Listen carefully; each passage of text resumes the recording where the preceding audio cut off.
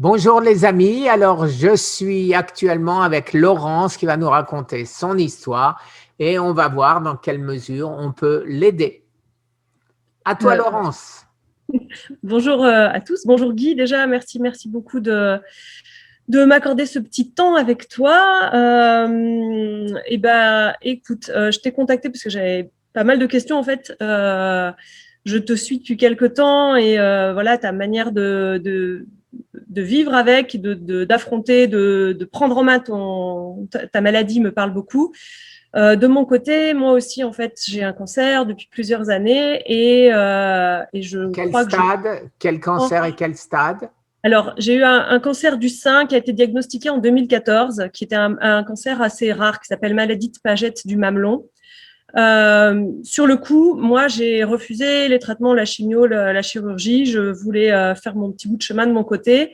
Je suis arrivée à rencontrer différents cancérologues, dont un qui a accepté de me suivre avec mes envies. C'est le docteur Moulinier sur Bordeaux. Voilà, donc c'est vraiment moi qui ai décidé, mais avec son J'ai soutien. parlé avec lui, donc je le connais. Ok. J'ai parlé avec lui et il m'a raconté ses désagréments, ses aventures.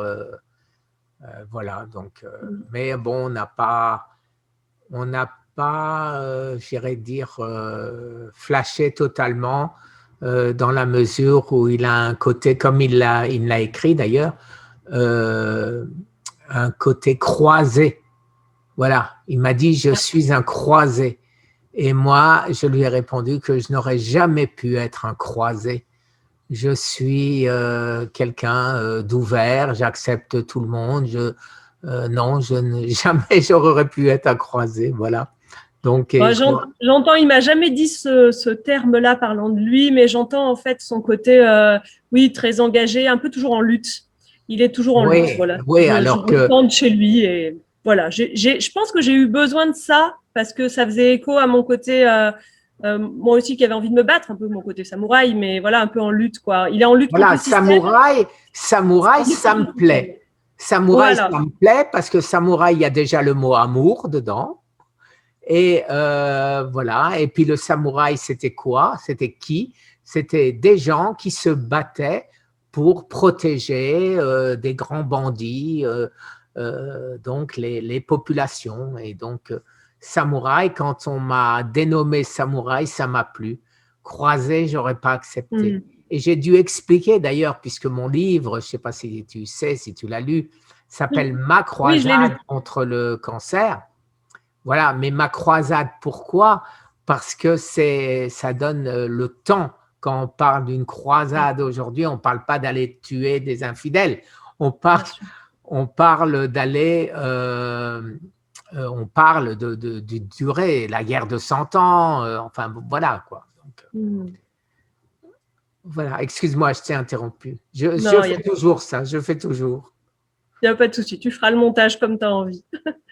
Donc en fait, oui, donc moi le diagnostic a été posé en 2014 parce que c'était quelque chose d'assez, enfin c'est rare et c'était difficile à poser. En fait, c'est même moi qui ai mis les médecins sur la piste parce que ça faisait 4 ans que j'avais des doutes, il y avait des choses qui m'inquiétaient. On me disait non, non, il y a rien, il y a rien.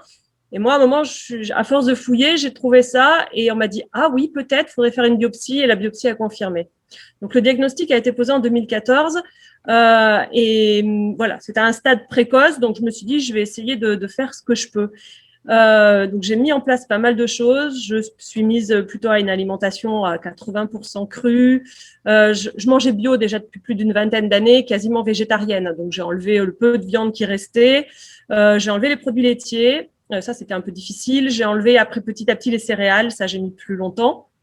Voilà, donc ça s'est fait progressivement. Le Et je pain, me suis les mis. pâtes, Oui, maintenant, oui, ça fait 3 ans maintenant que c'est arrêté, mais en 2014-2015, j'y suis pas arrivée, quoi. Maintenant, le pain, les pâtes, les céréales, c'est exceptionnel, quoi. Ça doit être 3 fois par an, quoi, où je fais des écarts, quoi. Ça m'arrive encore. J'arrive pas à être complètement. Euh, c'est vrai que c'est voilà. dur. C'est difficile. C'est très difficile le sucre, quoi. C'est le plus dur, quoi. Les glucides. Et donc, donc je me suis mise au jus de légumes et j'ai commencé à suivre Thierry Casasnovas en 2015. Voilà, les vidéos et tout. Excuse-moi, On je a te beaucoup coupe. parlé. Je te coupe. Chaque fois que tu diras quelque chose qui ne me convient pas ou qui ne me correspond pas, je te le dis. Alors, les jus de légumes, j'ai jamais été pour. J'ai jamais été pour. Pourquoi? Parce qu'il y a trop de légumes.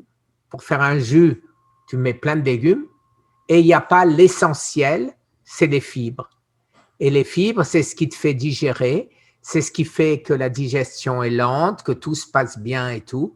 Alors qu'un jus de légumes, même si c'est des légumes, une grosse quantité comme ça qui arrive, eh ben, ça fait monter ton indice glycémique. Et ça n'apporte pas grand-chose. Donc, les légumes, oui, mais à manger. Bah, c'est vrai que j'en prenais beaucoup. Passé un temps, j'en prenais à peu près 1 litre par jour. Maintenant, je me fais 1 verre ou 2 par jour. J'ai vraiment diminué. Je suis plutôt autour de 400 millilitres. Et oui, bien entendu, avec des grandes quantités de légumes, moi, je mange des grosses salades, quoi, une fois par jour. Voilà, mais un verre de… Regarde la quantité que tu pourrais manger et regarde les fibres qui restent dans ta machine, ton extracteur, ou je ne sais pas de quoi, comment tu utilises. Il y en a une tonne.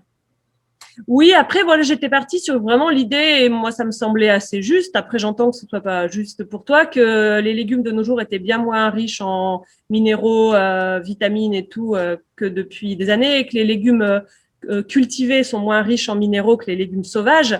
Et donc, je me disais que c'est bien d'avoir un complément. Et donc, le jus apporte un complément en minéraux. Mais pour moi, ça reste un complément. Ça ne peut pas être une alimentation. C'est un complément à une alimentation vivante en grande majorité. Moi, ce que je fais, je mange, même quand c'est une grosse quantité de légumes, je les mange. Voilà, et je mâche énormément, comme disent tous les grands professeurs, que ce soit en France, aux États-Unis, partout. Je mâche bien pour pouvoir bien digérer. Mais les jus, je pense aussi bien des jus de fruits que les jus de légumes, je pense que ça n'apporte pas grand-chose, ça complique. Ok. Bon, je m'étais vraiment dit, puis Fabien Lemoine aussi, lui conseille qu'un verre par jour, je crois. Donc, j'avais vraiment limité par rapport à ma pratique d'il y a quelques années, quoi. Voilà, maintenant, je suis plus sur 1 verre ou 2 par jour, alors que j'en prenais jusqu'à 4 verres par jour. Donc, Mais tu ne m'as pas répondu, dans un verre, tu mets combien de légumes? Je mets ce que j'ai, alors… oui, mais ça représente quoi au point de vue volume, j'irais dire? Je ne sais pas, parce que ça va dépendre de la quantité, de la qualité de l'extracteur. Moi, j'ai un extracteur… j'ai pas le Angel, mais j'ai un extracteur. On s'en fiche, on n'est pas là pour parler extracteur. Mais par contre, ça représente quoi? Ça représente un bol, une montagne de légumes, ça représente quoi? Un ballon? Non, mais disons que si je devais manger la quantité de légumes que je mets dans l'extracteur, qui est comme un gros bol ou un petit saladier, voilà, cette quantité de légumes plus une grosse salade, je pourrais pas tout manger. Ce serait trop pour mes intestins, en fait. Donc, alors, ne mange pas la salade et mange utile. Mange tes antioxydants. Ok. Mais la salade, la salade, de toute façon, si tu regardes… Mais la salade, je mange… C'est un peu comme toi, moi, mes salades, c'est que de l'alimentation utile. Quand je regarde ce que je mange, j'ai que des aliments anti-cancer, en fait. Voilà, bon, c'est magnifique. C'est magnifique. C'est ça. C'est magnifique. Dans ce cas-là, si tu les manges de toute façon et que c'est en plus le jus, pourquoi pas? Mais bon, à part fatiguer ton estomac et tes reins, je ne vois pas trop. C'est très utile un jus de légumes si on n'a pas le cancer. Si on a un cancer, il ne faut pas fatiguer notre corps. On a déjà énormément de difficultés, notre corps a déjà suffisamment de difficultés à ingurgiter ce qu'on lui donne et le transformer en nutriments, que si on lui complique la vie encore, je ne pense pas que ce soit utile. Fabien, dont tu parlais, on en avait parlé et je pense, on est en train d'écrire un livre ensemble qui va publier. Je pense objectivement qu'il sera d'accord avec moi. Ok. Et pourquoi est-ce que ça fatiguerait plus quelqu'un qui a un cancer que quelqu'un qui ne l'a pas? Je ne vois pas pourquoi un jus de légumes fatiguerait. Alors pour moi, ça apporte une grande quantité de vitamines et de minéraux directement assimilables. Non, parce que tu engorges. Tu engorges, c'est-à-dire quand tu manges quelque chose, tu le mâches bien. C'est déjà à moitié digéré dans la bouche. Il y a déjà des enzymes de digestion dans la bouche. Ça descend, ça va dans l'estomac. Dans l'estomac, c'est traité, etc. Ça passe et ça continue le circuit.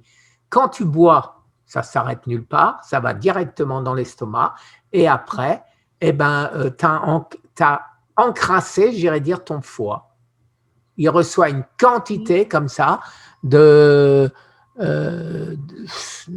ce soit des protéines, de protéines végétales, bien sûr, mais il reçoit plus que ce que tu ne pourrais manger, puisque tu l'as dit toi-même.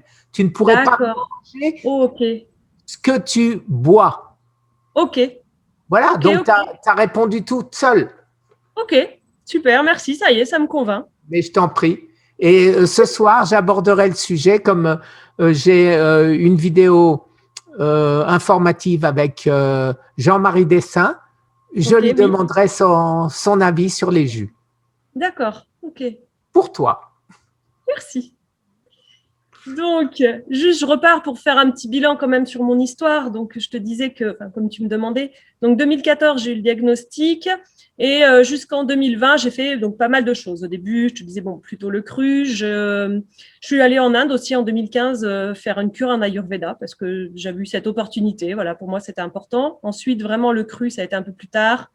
Irène Grosjean m'a suivie pendant 1 an. Je l'ai vue 5 fois. J'ai fait un stage avec Thierry en 2017 aussi, sur une semaine. Et puis, je me suis mise à jeûner vraiment en 2018. Enfin, je faisais les petits jeûnes avant, mais 2018, j'ai beaucoup jeûné. J'ai fait des jeûnes de 5 jours, 10 jours, à l'eau d'abord. En 2018, c'était à l'eau. J'ai fait 25 jours aussi, puis une semaine, 5 jours. Enfin, voilà, j'ai pas mal jeûné. Et 2019, j'ai un peu levé le pied sur les jeûnes. Je faisais des petits jeûnes d'1 jour ou 2 par semaine. Et puis 2020, je me suis un peu mise au jeûne sec. J'ai fait 3 jours, 5 jours, 6 jours et 9 jours. Voilà, ça n'a pas été facile. Celui de 9 jours n'a pas été facile. J'ai fait une grosse infection derrière. Je n'étais pas bien. Et ça ne sert à rien. Voilà, je pense que je suis allée trop loin. Donc maintenant, je me calme. Voilà. 3 jours à la rigueur, si tu veux booster un peu pour que ça aille plus vite de rentrer dans les corps cétoniques. Ouais. Mais plus que 3 jours, ça ne sert à rien. Une fois que tu as des corps cétoniques, bois. Ça n'apporte rien, sauf à fatiguer ton terrain. En tout cas, j'ai quand même l'impression que ça m'a, même si sur le coup, il me semble que ça m'a apporté plus d'énergie, j'ai l'impression que ça m'a fatiguée avec le temps, tout ça. Et maintenant, j'arrive plus trop à jeûner, beaucoup moins en tout cas. J'arrive plus vraiment, quelques jours, mais plus j'ai l'impression que ou alors je sais pas si j'y arrive plus ou si j'ai plus envie ou si c'est plus juste pour moi. En tout cas, j'ai vraiment levé le pied. Faut savoir qu'en fin 2019, j'avais vraiment très mal à mes seins parce que ça a été l'un puis l'autre et je me suis fait opérer en février 2020 parce que ça devenait trop inflammatoire. Donc j'ai été opérée, double mastectomie. Suite à ça, donc on m'a dit, il y a eu l'analyse de mes tumeurs, donc on m'a dit cancer de grade 3, des ganglions touchés, une métastase toute petite dans un poumon. Donc là, on m'avait dit grade 3 l'an dernier, en 2020. J'ai pas voulu faire de chimio et de radiothérapie. J'ai continué comme ça, toujours en étant suivie par le docteur Moulinier, qui était OK pour m'accompagner. Et fin 2020, j'ai vraiment eu un gros passage à vide. Vraiment très, très fatiguée. J'ai cru que j'avais le Covid, en fait, et je me suis dit, bon, je vais laisser faire. J'ai fait quelques jours de jeûne, justement, en me disant, j'avais prévu de jeûner, donc très bien, ça va me remonter. Puis j'ai eu du mal à remonter.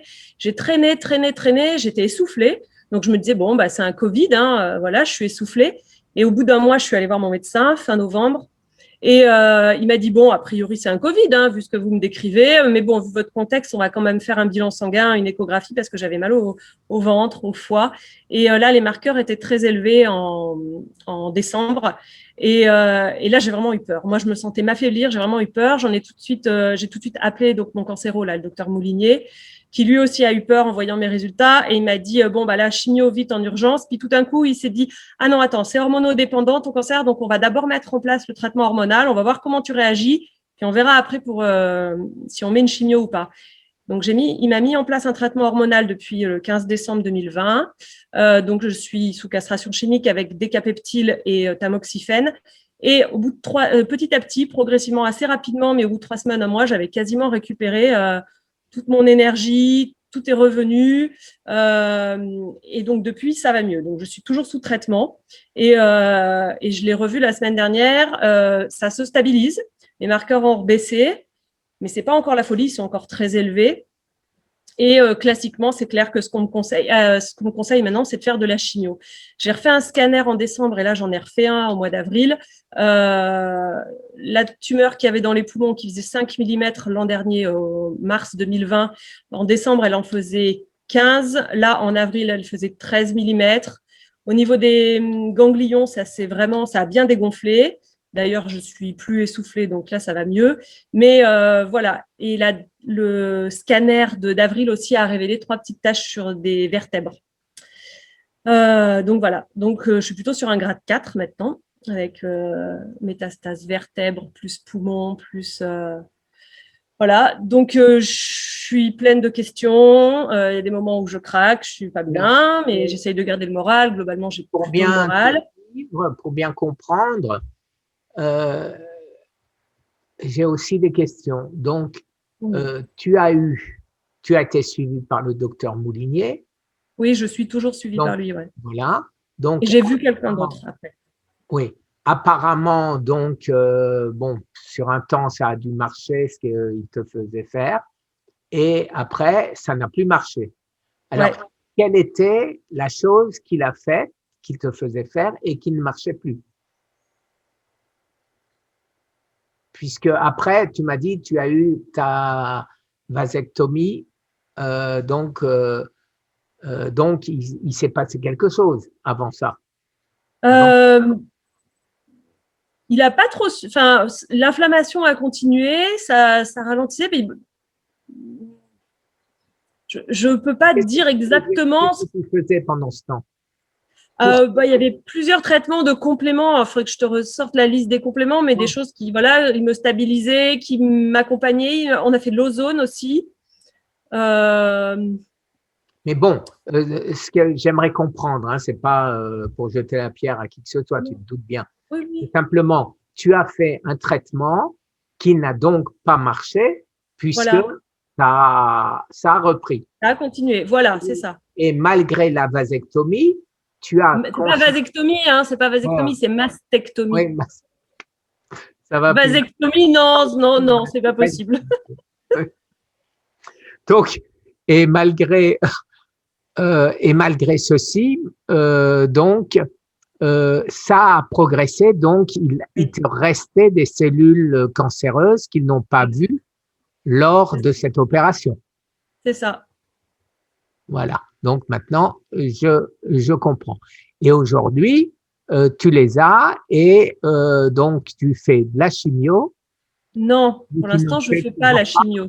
Voilà, t'en fais pas. Je suis sous traitement hormonal pour l'instant et ça a bien tout calmé. Traitement hormonal, c'est la chimio, donc, mais bon.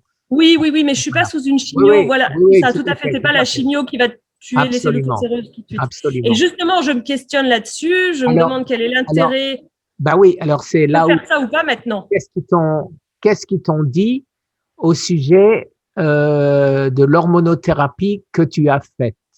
Puisque moi, quand on me l'a proposé, on m'a dit clairement, parce qu'aux États-Unis, ils disent tout, ils m'ont dit que c'est un traitement palliatif, que ça peut me retarder, mais ça ne me guérira pas. Alors moi, c'est ce qu'on m'a dit aussi, c'est ce que Moulinier m'a dit. Moulinier, il m'a dit qu'il avait des personnes qui l'avaient maintenu pendant des années comme ça, sous ce traitement-là. Pour lui, a priori, on ne peut pas l'arrêter, mais il m'a dit on verra. Si vraiment mes marqueurs se mettent à diminuer et tout, on pourra peut-être l'arrêter ou le diminuer. Il y a l'idée de la castration mécanique déjà pour donc me faire opérer, enlever les ovaires et l'utérus. Ça serait certainement la prochaine étape. Là, je dois faire une échographie d'ici 15 jours et puis peut-être me faire opérer d'ici peu de temps parce que de toute façon, j'ai de l'endométriose au niveau ovaire-utérus. C'est bien compliqué. Et puis, comme je suis sous castration chimique, je surcharge mon foie avec des médicaments. Je me dis que peut-être si je me fais faire une opération, je suis castrée mécaniquement, même s'il y a d'autres cellules qui produisent encore des hormones, peut-être qu'on pourra quand même diminuer le traitement hormonal et soulager un peu mon foie et soulager mon corps. Donc, j'ai parlé de tout ça avec Moulinier. Il est plutôt d'accord. On est plutôt sur cette piste-là dans les semaines et mois à venir. Ouais. J'ai vu aussi une autre cancérologue près de chez moi parce que Moulinier, il est loin. Et comme j'étais pas bien en décembre, j'avais vraiment envie que l'hôpital à côté de chez moi ait mon dossier et sache qui je suis si jamais un jour j'arrive en urgence. Donc, j'ai rencontré une autre cancérologue qui, elle, m'a dit que selon son expérience, qui n'est pas la même que Moulinier, le traitement hormonal, ça dure 8-10 mois, mais après, ça se remet à flamber et c'est reparti. Et là, il faudra mettre en place une chimiothérapie. Et pour elle, il vaudrait mieux la mettre en place avant pour éviter que je sois trop faible. Et elle aurait vraiment envie de me mettre une chimiothérapie et ensuite me mettre sous Herceptine à vie, parce que mes cellules sont réceptives à l'Herceptine. Et elle a une patiente aussi qui est sous Herceptine depuis 7 ans et qui est stabilisée. Alors, pareil, elle me parle d'un cas. Moulinier me parle de quelques cas. C'est sûr, je sais pas trop quoi faire. Je sais pas si je dois faire la chimio ou si je m'arrête à l'hormonothérapie. Moi, pour l'instant, je me sens pas de me lancer dans la chimio. Je me dis que j'ai envie de continuer à voir, j'ai envie d'avoir d'autres avis. Et voilà. J'ai un rendez-vous par visio avec le docteur Castronovo la semaine prochaine, que j'attends depuis 3-4 mois. Écoute, parle-lui de moi, j'essaye de le joindre en vain. Et il me rappelle pas, et donc j'ai absolument besoin de parler, de lui donner toutes les informations, tout ce que j'ai fait, tout ce que de grands professeurs aux États-Unis ont trouvé, qui vont vraiment dans son sens à lui. Et j'aimerais donc lui donner tout ça. J'ai pris rendez-vous il y a 3-4 mois. Il faut 3-4 mois de rendez-vous d'attente pour lui, mais voilà, j'ai rendez-vous mardi. Et alors, tu as rendez-vous avec un Zoom ou en vrai? En Zoom, parce que comme là, c'est le confinement, j'ai pas envie d'aller en Belgique. Moi, je suis dans le sud-est de la France. Je suis allée voir Moulinier la semaine dernière en Espagne. C'était déjà compliqué et j'ai pas du tout l'énergie d'aller en Belgique la semaine prochaine. J'ai un autre rendez-vous avec lui. Ça sera mon deuxième rendez-vous à moi après début juin. J'espère que je pourrai y aller cette fois. Je vais essayer d'y aller en Belgique. Mais moi, j'ai pas envie de faire le vaccin. J'ai pas encore fait de test PCR. J'essaye d'éviter. Donc, je suis arrivée à éviter jusque-là. J'ai pas, voilà, j'ai pas envie d'aller dans ce sens-là. Je ferai pas le vaccin. Les tests PCR ne sont pas gênants à partir du moment où tu te laisses pas de l'enfoncer jusqu'au plateau. Il faut vraiment rester au bord du nez, tu vois, il tourne au bord du nez, et là, il n'y a pas de risque. Le risque de toucher la membrane. Exactement. Exact, c'était le risque. Voilà, mais bon, je suis infirmière à la base aussi, oui, donc je connais… alors tu sais de quoi je parle. Alors, pour résumer très vite en ce qui me concerne, tu le sais, je ne suis pas médecin, je suis juste un survivant. Je suis juste un survivant qui est accompagné parce que mon cas intrigue pourquoi je suis encore vivant. Et j'essaye d'expliquer, j'essaye de donner tout ce que j'ai fait grâce à mes recherches, grâce à l'aide que j'ai eue de grands professeurs à travers le monde. Et jamais, au grand jamais, je ne m'initierai dans une décision d'un médecin. Alors, maintenant, tu es allé voir une personne qui me semble logique. Je te parle du médecin qui est à côté de toi, parce que sachant, tu sais, moi, l'hormonothérapie, j'ai étudié, ce qu'on me donnait, c'était du Zytiga. Et quand j'ai appris que 2 mois, que non seulement 30% de chance, ou plutôt de malchance, d'arrêt cardiaque, plus que ça pouvait me tenir maximum 2 ans ou 2 ans et 3 mois. Voilà, maximum. Non, c'était 23 mois. Bon, enfin, c'est pas important. Donc, j'ai arrêté tout de suite. J'ai arrêté tout de suite. Quelques mois et tu as arrêté. Exactement, 2 mois et demi, si je me souviens. 2 mois et demi. Voilà. Et j'ai arrêté de suite. Pourquoi? Parce que je me dis, bon, bah, c'est pas la… tant que je suis en forme, tant que je suis pas dégradé, je préférerais arriver à faire quelque chose sans être avec un système immunitaire cassé, voilà. Donc, si tu me demandais si tu étais ma sœur, ma femme, ma fille, eh ben moi, je te dirais, Eh ben, écoute, moi, je trouve que ce que dit ton oncologue me semble pas du tout idiot, mais, mais en premier, j'écouterai Vincent Castronovo. Ouais. Voilà. Alors, quand tu dis ce que dit ton oncologue me semble pas idiot, c'est-à-dire qu'au bout de 8-10 mois, ça risque de plus marcher. Donc, vaudrait. En fait, Ben, moi, j'arrête tout de suite. Moi, c'est j'arrête tout ça, de mais suite. c'est ce que je voudrais faire et c'est ce que Moulinier aussi souhaiterait. Alors que l'oncologue qui est à côté de chez moi, elle veut pas, elle veut faire le palliatif, elle voudrait associer la chimiothérapie, l'herceptine, elle voudrait tout mettre, elle. Oui, mais Alors que bon, Moulinier, il espère pouvoir diminuer, mais il voudrait que mes marqueurs baissent encore un peu. Là, c'est encore un peu élevé pour lui. Et il veut me baisser petit à petit le tamoxifène et il voudrait que je me fasse opérer pour que je puisse arrêter le décapeptyle. C'est ce qu'il souhaite, hein, bien sûr aussi. Ouais. Il va plutôt dans ton sens, quoi, en effet. oui, enfin, Mais moi, je vais ça, je demander à peux pas. Castronovo. Ça, tu sais, je le répète, je suis pas médecin, Oui. j'y connais rien, pas grand-chose, mais moi, je parle simplement de ma logique en Ouais, transposant ce que j'ai fait. tout à fait. Voilà. Mais quelqu'un Je qui vais- saura très bien te conseiller, c'est Oui. Vincent Castronovo. Eh bien oui, il est chirurginéco. Je me suis dit, c'est la bonne personne à la base. Voilà. Alors, j'irais dire, tu sais, moi, j'ai une expression et toute ma vie, j'ai essayé de faire ça. Il vaut mieux parler au bon Dieu qu'à ses saints. C'est pour Et ça que je c'est me suis pour dit qu'il fallait ça que je que, l'appelle. voilà, exactement. Et c'est pour ça que je suis allé voir les grands professeurs. Je me suis battu pour être reçu plutôt que d'aller voir des médecins où je voyais bien qu'ils en savaient, hélas, très souvent, moins que moi. Ouais. Moins que moi, parce que j'ai appris pendant tout ce temps. J'ai passé 15 à 18 heures par jour pour apprendre, pour comprendre, pour réfléchir. Il n'y a pas de miracle, il n'y a pas de miracle, mais il faut une logique.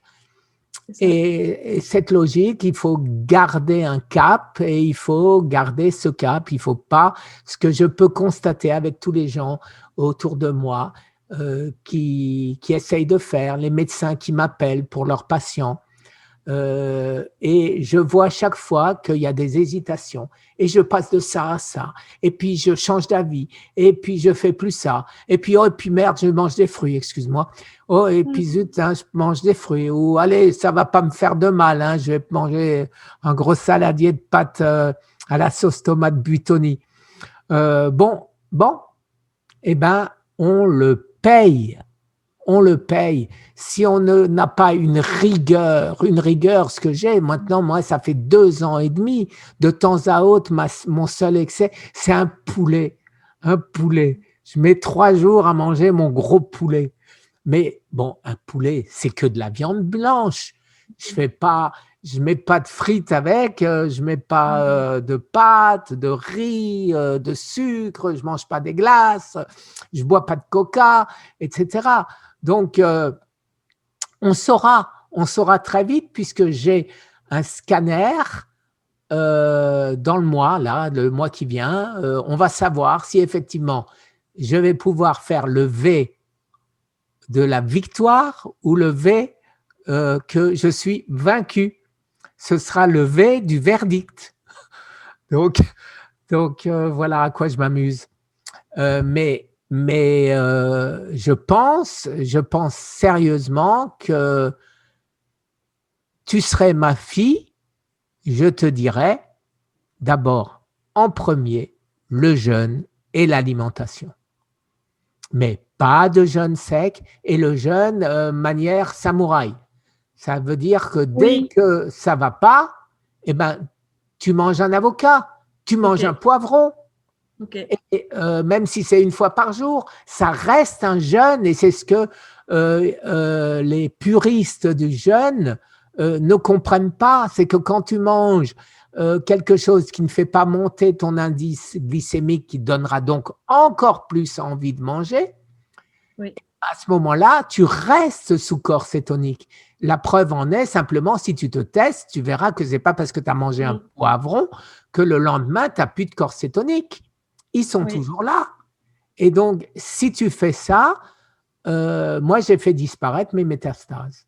Ce que je sais déjà avec l'IRM que j'ai eu, puisque j'ai eu mal aux os, j'ai mal, mais il paraît que c'est de l'arthrite, c'est certainement l'acide lactique.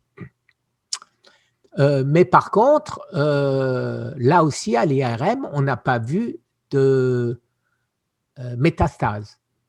Donc, Elles ont disparu. Oui, elles avaient disparu il y a déjà presque 2 ans. Mais là, il n'y en a pas non plus. J'irais dire, bon, l'IRM, on voit les métastases, paraît-il. Donc, il n'y en a pas. Il n'y en a pas, donc, bon, c'est un bon signe. Alors, la douleur, ça inquiète mon oncologue à moi, qui va me faire un scanner et je ne me rappelle jamais, un bone scan, je ne me rappelle jamais comment ça s'appelle, une scintigraphie. Oui, une scintigraphie, pour voir où j'en suis. Mais voilà, j'irais dire, si mon expérience, c'est ce que j'espère donner, c'est ce que j'essaye de donner, si mon expérience peut aider à comprendre l'état d'esprit, d'abord à jamais être négative, jamais, tu vois, l'oncologue m'a dit, je l'ai lu dans ses yeux, je l'ai lu dans ses yeux, qui disait, eh ben, mon pauvre vieux, tu vois, j'avais raison, le cancer, il est là, hein, parce que ça, c'est pas normal. Eh ben, moi, je l'ai vu dans ses yeux. Et comme il a vu que je l'ai vu dans mes yeux, enfin, je me mélange avec les yeux. Hein. Donc, qu'est-ce qu'il m'a dit? Oh, what you did is amazing. Il dit, c'est fabuleux ce que vous avez fait. Ouais. C'est vrai, dans la mesure où il me dit c'est 3 mois, presque 3 ans après, je suis toujours là. Mais il m'a dit, you look amazing. C'est-à-dire, effectivement, est-ce que j'ai l'air d'un malade du cancer en phase terminale? Franchement, je ne pense pas. Donc c'est tout. Voilà, je pense que l'alimentation, le jeûne, les bons compléments, et tu vas t'en sortir. Pour tous tes compléments, j'ai bien noté. Tu disais par contre, en tout cas les 4 essentiels, après je vais voir le reste. Écoute, fais-moi plaisir. Oui. Quand tu vas être chez Vincent Castronovo, tu lui donnes mon site. Tu lui dis qui je suis, ce que j'ai fait, que de grands professeurs américains me suivent, que des grands professeurs français me suivent, que la FDA va probablement faire une étude sur comment je m'en suis sorti, que je suis effectivement un cas et que j'aimerais partager avec lui parce que il est mais il est à 1000% sur la bonne voie. Et pourquoi tu ne prends pas rendez-vous avec lui? Je ne comprends pas. Mais parce que je ne suis pas un malade. Je vais pas aller, je veux aller, je l'ai essayé de le faire contacter par des médecins, par des gens il n'a jamais rappelé. Mais je ne vais pas aller me faire passer pour malade pour simplement lui donner des informations. Ce serait malhonnête de ma part. Donc, oui. Voilà. Okay. Donc, mais par contre, les 4 essentiels, tu lui dis bien que je lui expliquerai pourquoi, preuve à l'appui, avec des documents de Nature et de PubMed, des publications scientifiques. Scientifiques, voilà, sérieuses, pas que les gens qui me suivent, ce sont des professeurs en biologie, professeurs en médecine. C'est pas des… Voilà. J'avais une question sur tes 4 essentiels. Oui. Je lui en parlerai, hein, vraiment, je vais lui en parler. Il faut. Sur tes 4 essentiels, tu disais que pour l'acide lipoïque, c'était sous réserve. Sous réserve de quoi? Qu'est-ce qu'il faut surveiller médicalement pour prendre de l'acide lipoïque et trouver les bons dosages? Quand je disais c'est sous réserve, ce n'est pas sous réserve de l'acide lipoïque qui est très bon. D'ailleurs, un autre médecin qui est de ta région, je parle de Jean-Louis Mouisset. Oui. Hein, donc, lui, il a fait une conférence fin 2020 que j'ai diffusée sur mon site. Et je ne me rappelle plus comment elle s'appelle, je crois que c'était Madame Roussel, docteur Roussel, qui parlait de 2 de mes 4 essentiels dans ces traitements qu'elle applique, à savoir l'acide lipoïque et la mélatonine.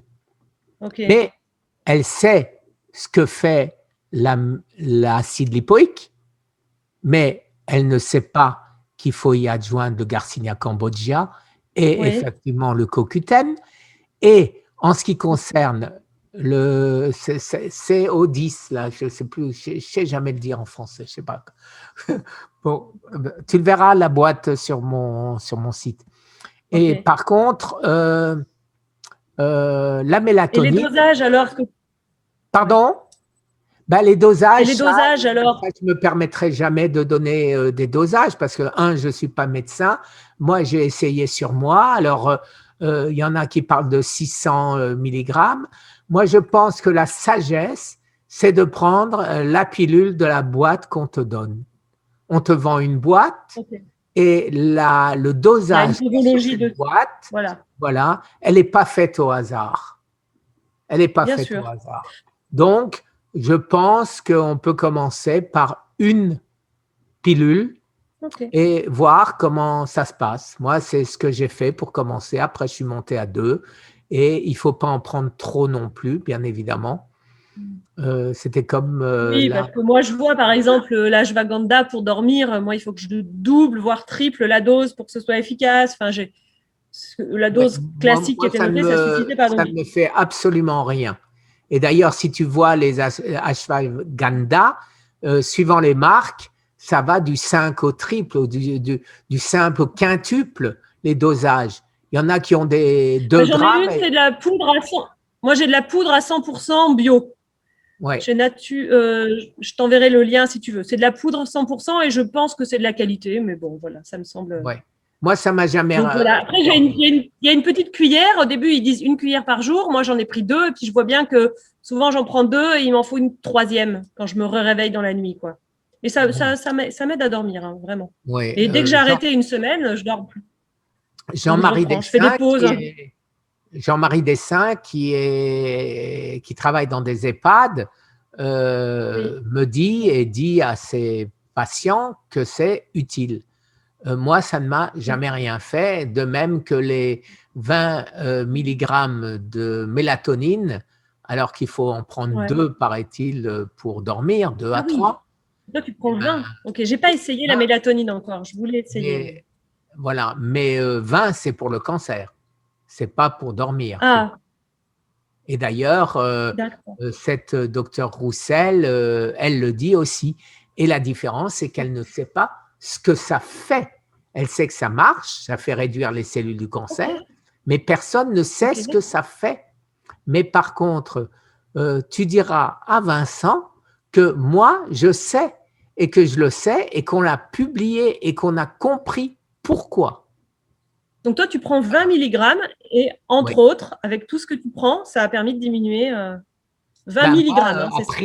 a priori, d'après les médecins, ils n'osent pas le dire parce que comme un cancer n'est jamais Oui, un phase 4, groupe 5, glyzone 9, c'est pas soignable. Donc, je vais mourir du cancer, c'est sûr. Et moi, je dis non, je ne mourrai pas du cancer. Et j'espère bien ok. mourir de vieillesse après avoir sauvé des milliers de personnes comme toi, d'avoir aidé Yes. à sauver des milliers de personnes comme toi. Et tu Ok. diras à Vincent que c'est mon goal dans la vie aujourd'hui. C'est pour ça que je veux Ok. absolument. C'est le seul en France, je veux dire, de langue Connu, ouais. française, qui a le bon raisonnement, qui sait ce qu'il dit, qui sait Ok. l'expliquer et qui a, j'irais dire, l'aura pour transmettre. Ouais. Je n'ai Ok. pas trouvé en France aucun médecin qui soit capable et qui soit aussi juste que lui. Jean-Loup Mouisset, alors? Non, pas Jean-Loup autant. Mouisset, Pas la euh, même aura. c'est pas pareil, mais Jean-Loup Mouisset est pris très au sérieux par Vincent Castronovo. La preuve, c'est qu'il va à ses Oui. séminaires et Oui, qu'il oui, discute oui. avec lui. Vincent, j'irais dire, médecine intégrative, allopathique, mais il faut savoir se battre, il faut savoir imposer. Et donc, j'essaye de contacter Jean-Loup Mouisset, mais pour moi, il n'est pas assez combatif. Il n'est pas assez combatif. Il doit imposer, il doit montrer pourquoi Walter Longo a expliqué que le jeune aide et il s'est fait imposer. Il s'est imposé. Pourquoi Thomas Seyfried le fait? Pourquoi William Lee et tous les grands Américains? Et pourquoi en France, en Belgique, il y en a deux? Il y en a deux parce que j'en connais pas d'autres. Jean-Loup Mouisset et Vincent Castronovo. Ouais. Et c'est pas par manque d'avoir essayé de chercher. Mais chaque fois, j'ai des fuites. J'ai quelqu'un qui est sur la bonne voie. C'est compliqué aussi en France, en tout cas, moi, c'est ce que me dit Moulinier.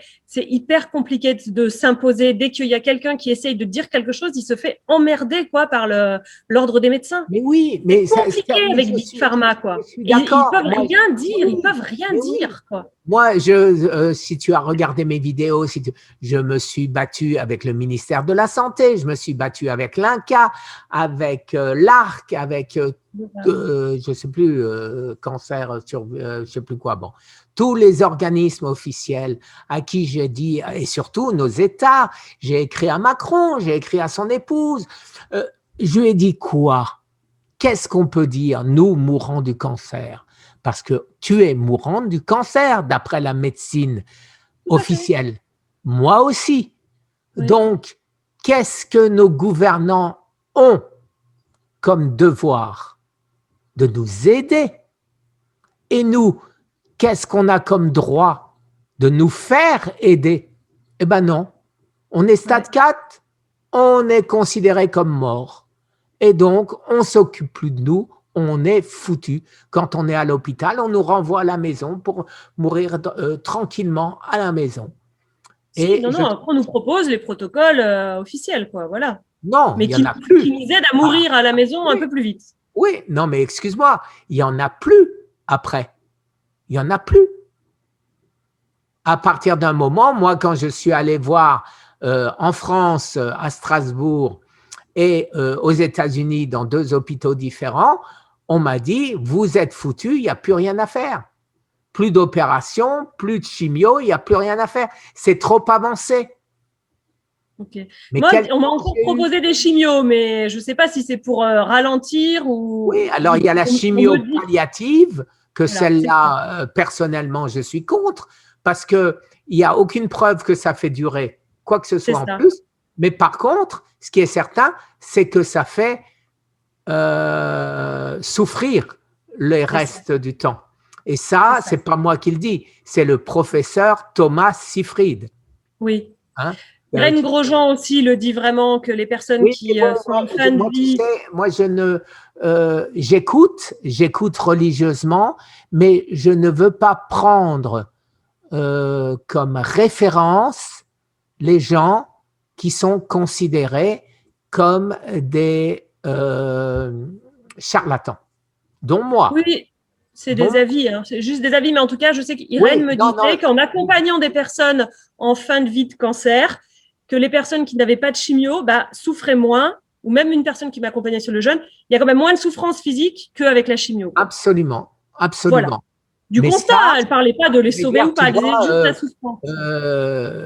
Je suis un ami de Thierry.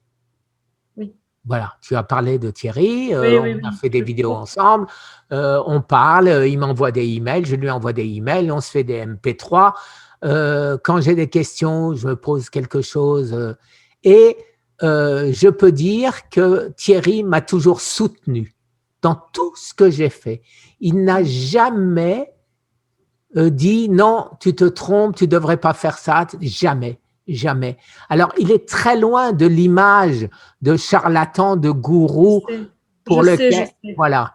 Irène, c'est pareil. Irène, c'est pareil. C'est une grande dame. C'est une grande dame. Mais si tu veux te faire écouter par des grands professeurs, tu ne peux pas dire… Voilà, tu ne peux pas dire ta référence, c'est un tel. Je sais bien. Moi, et je le mets pas en avant, même si moi je l'ai pas dans mon cœur. Moi, ce que je dis dans chaque fois, et tu vas trouver dans mes vidéos, dans mes 1500 et quelques vidéos, tu vas trouver au moins 10, 15, 20 vidéos où je parle de Thierry et où je dis simplement, il ne fait que dire ce que les grands professeurs américains disent aux États-Unis. Ces grands professeurs sont des héros et lui, c'est un gourou et c'est un charlatan. Et bien ça, je trouve que c'est inqualifiable. C'est inqualifiable. Alors, qu'est-ce qu'il y a complotisme, machin, allez, on met tout le monde dans le même sac. Si aujourd'hui, des grands médecins, grands professeurs en France se retrouvent complotistes, c'est à plus rien y comprendre. Et je ne veux pas rentrer là-dedans, je ne veux pas rentrer. Mon seul but, c'est d'aider des gens comme toi, comme moi, comme plein d'autres gens. C'est tout. C'est mon seul credo. C'est la seule chose que je veux. Ouais. Ok, bon, je vais essayer d'évoquer tout ça avec Vincent Castronovo. Je verrai, voilà, peut-être que lui aussi ne dit rien parce qu'il ne peut pas dire grand-chose. Peut-être que c'est aussi ça, je ne sais pas. On verra. Lui, il dit.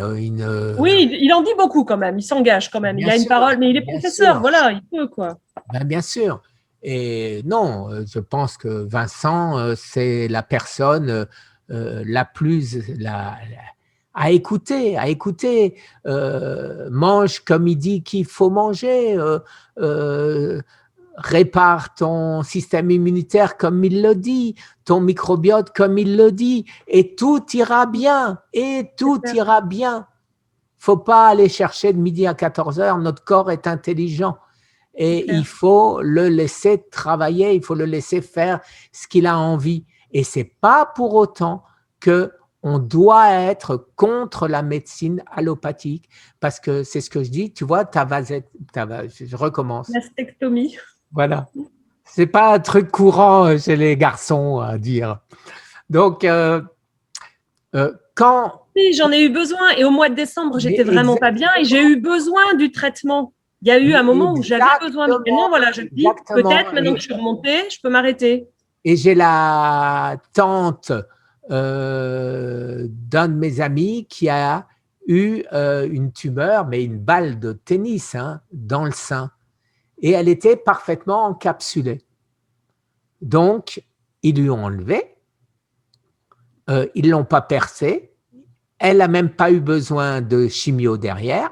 Absolument rien. Et elle est guérie.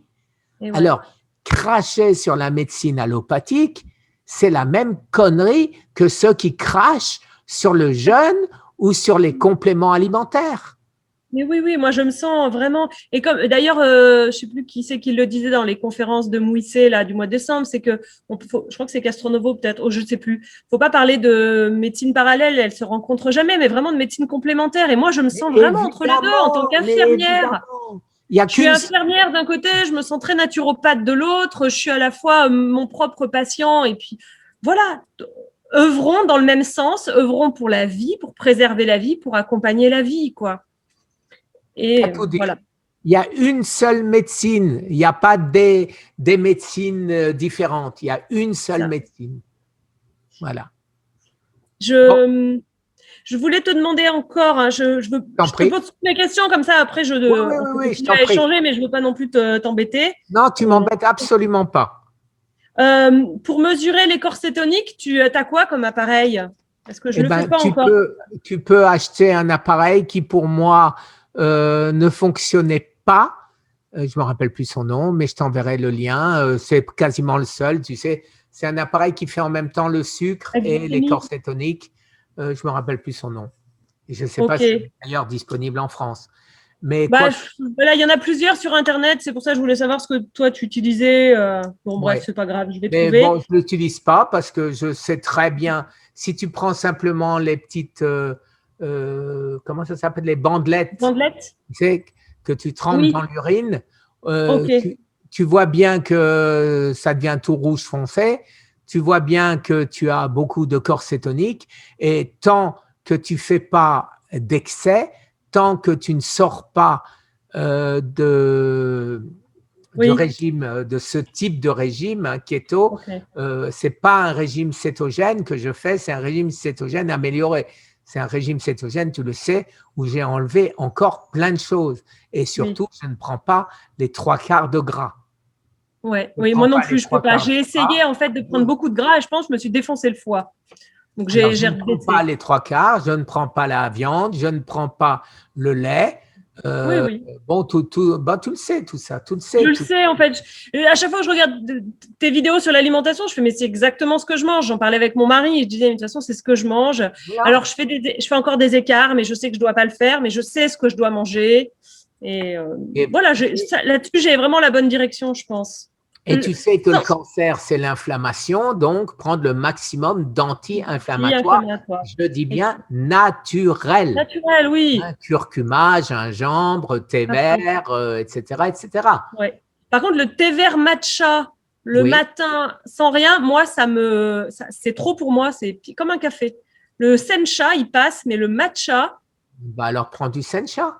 Mais moi, tu sais, tu as vu ce que j'appelle ma potion. C'est un mélange. Voilà.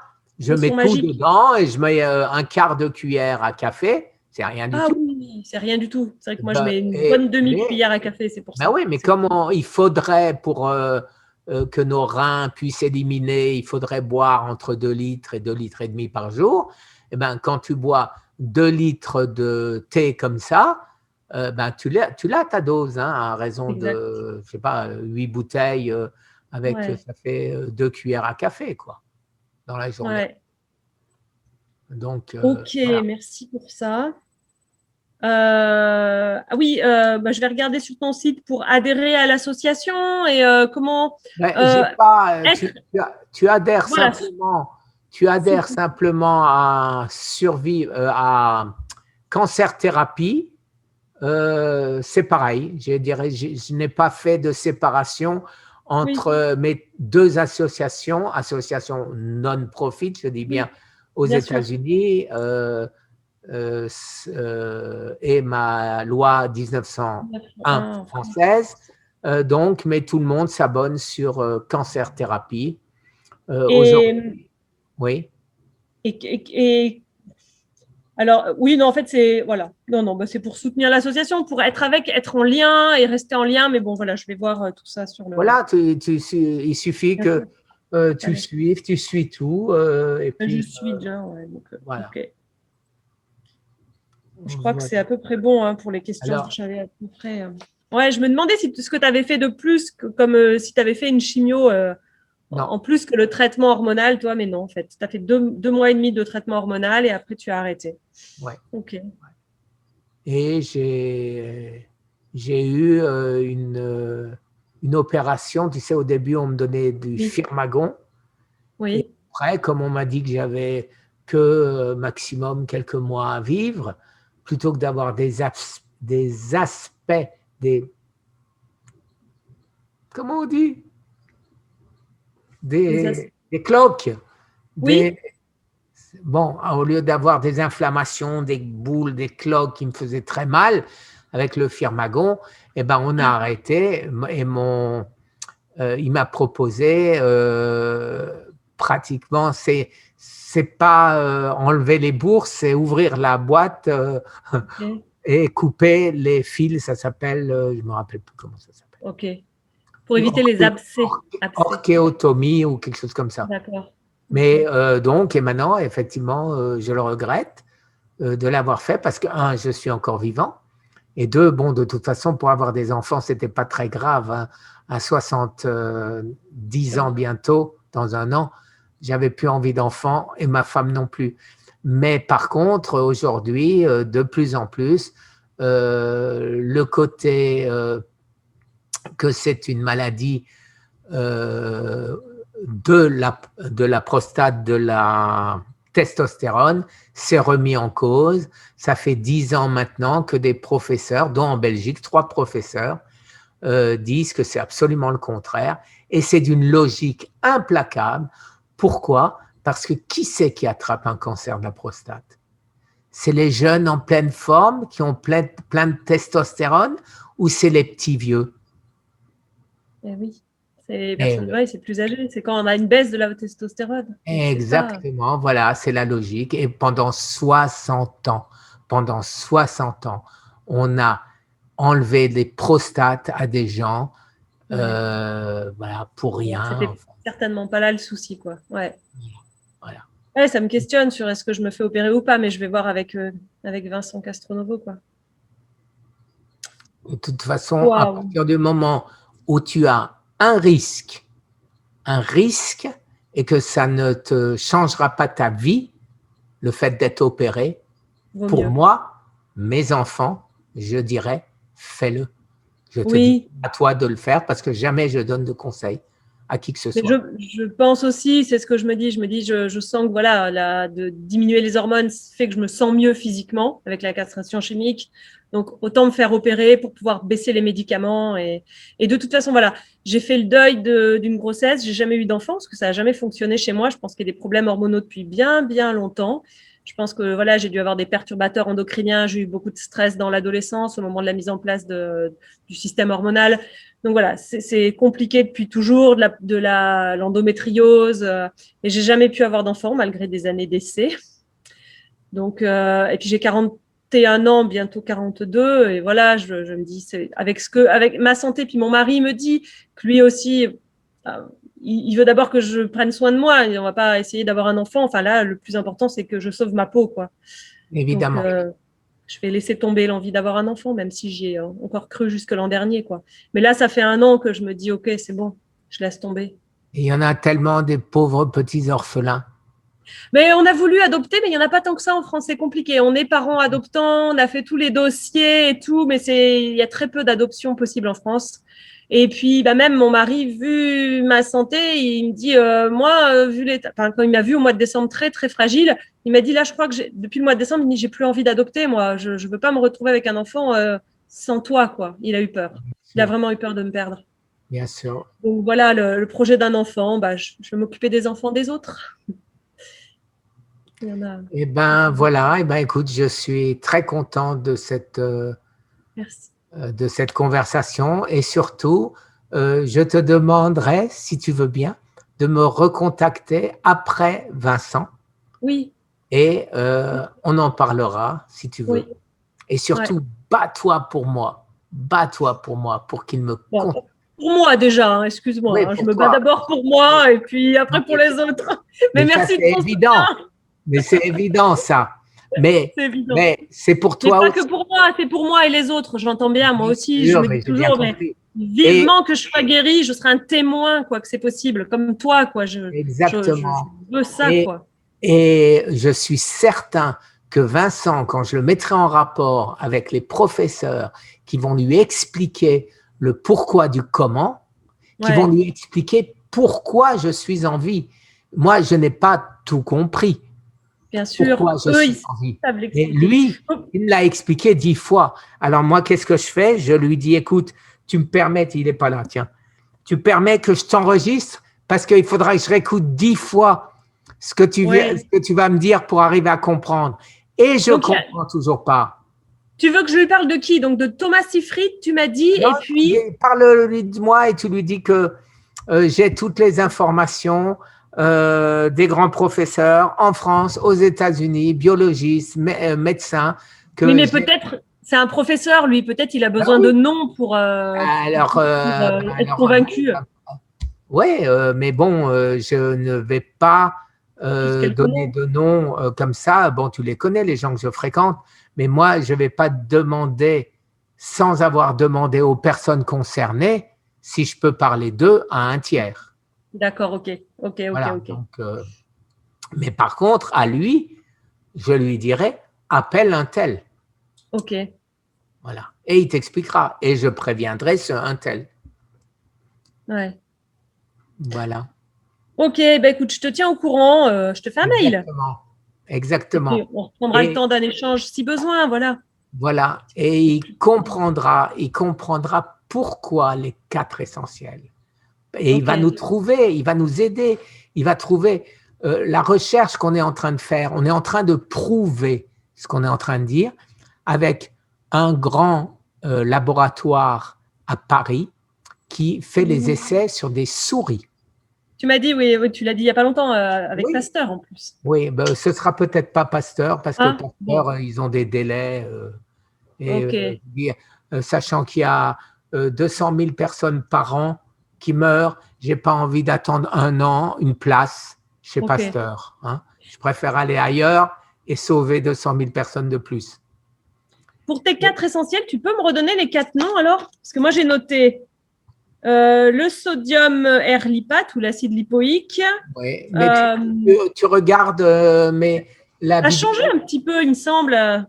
Non, non, écoute, te dire ça comme ça, prends la vidéo, les 4 essentiels, parce qu'il y a 4 essentiels, mais il y en a plusieurs suivant les cas, tu peux prendre tel ou tel du 4e essentiel. Tu vois, par exemple, tu as parlé du thé sencha, le thé matcha en fait partie. Mais si tu as envie de mettre du sencha à la place, tu mets du sencha. Donc, c'est pas… il y a 4 groupes, j'irais dire, d'essentiels, plutôt que 4 essentiels. Tout à fait. Voilà. Je vais revoir la vidéo que j'ai déjà vue plusieurs fois, mais je vais tout bien noter. Ok. Voilà. Et ce soir, on fait avec Jean-Marie Dessin la suite. La suite, ça va être les compléments. Alors, je ne sais pas exactement de quoi il va vouloir parler, mais c'est les compléments. Alors, moi, je dis, il y a les essentiels, il y a les indispensables et il y a les nécessaires. Donc, je m'amuse comme ça. Hein? Comme ça, Voilà, je ne risque pas de me tromper comme ça. Non, non, en fait, ce n'est pas ça du tout. Tu l'écouteras ce soir. Ok. Ah, je suis triste qu'il ne consulte plus Jean-Marie parce que j'aurais aimé… parce que je ne suis pas loin, moi, je suis une ancienne grenobloise. Ah j'ai vécu 10 ans à Grenoble, je ne suis pas très loin, je suis à Romans-sur-Isère. Si tu as une question, tu m'envoies un email pour lui et je lui ferai suivre et après, il te répondra directement. Je ne te donne pas son email directement de la même manière que je ne vais pas donner le email des professeurs à Vincent Castronovo avant d'en avoir. Dans leur accord, bien sûr. Voilà. Ok. Merci, Guy. Bah, écoute, bonne journée à toi et à ce soir alors. Et à ce soir, et c'était super sympa. Je suis très contente de notre entrevue. Bonne journée. Au revoir.